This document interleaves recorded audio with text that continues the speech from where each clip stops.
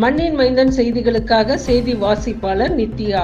சர்வதேச போதைப் பொருள் ஒழிப்பு தினத்தை முன்னிட்டு விருதாச்சலம் ரயில்வே காவல்துறையினர் சார்பில் போதைப் பொருள் ஒழிப்பு பிரச்சாரம் நடைபெற்றது. விருதாச்சலம் ரயில்வே காவல்துறை ஆய்வாளர் மற்றும் காவல்துறையினர் பங்கு பெற்றனர்.